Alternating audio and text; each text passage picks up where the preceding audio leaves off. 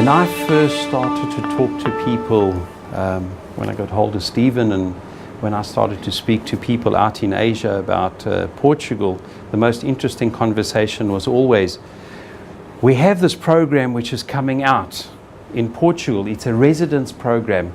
And what happens is that all you need to do is you need to come and invest in Portugal and they will give you residence. And I would spend 20 minutes talking to the person on the telephone. And at the first opportunity I gave them to speak, they would say, where is Portugal? Big problem.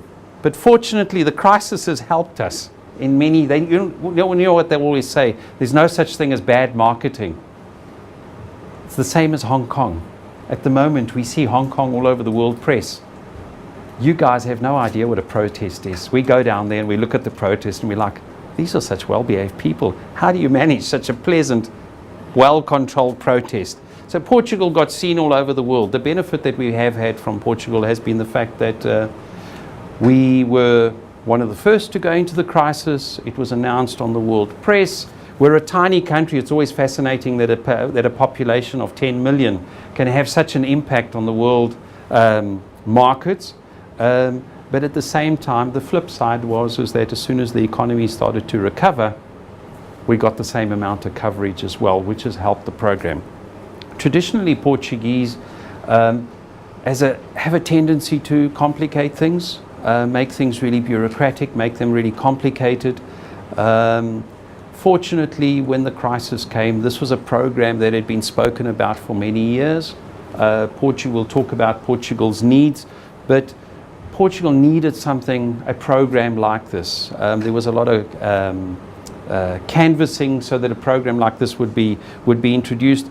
But immigration programs by their nature are always politically very sensitive items. Most governments, most political parties tend to stay away. We can see at the moment in the UK press, there's a lot of talk about immigration. So most governments tend to want to shy away from immigration. But the crisis brought about an immediate need. Suddenly they realized, well, hang on, how are we going to turn this economy around? How are we going to recover from this? It helped push programs like this one through. Programs that had been in existence or were being canvassed for a very, very long time. Legislation that was most likely in place already, prepared, but nobody wanted to table it. So fortunately in 2012, they took the bold decision. They had a vote in I think it was August of 2012. They had a vote. It was passed, and in October it was made law. So in 2012 we had the RE program was applied. It's commonly known as the Golden Visa. Actually, our immigration department in their first attempt at marketing called it the Golden Residence Program, which still appears on the website. If you have a look on their website, it appears there. In January of 2013, they made some minor adjustments because the law is just such a simple law. If you go onto the internet, all Portuguese laws are published on the internet, so they're freely accessible to anyone who has access to the internet.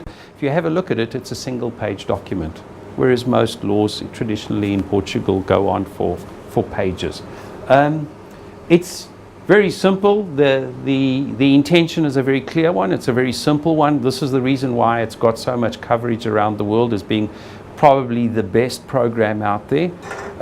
It's just very simple. It's residence by investment. That's it. Residence by investment. And we'll talk about the qualifications and how you get into the program and how simple the program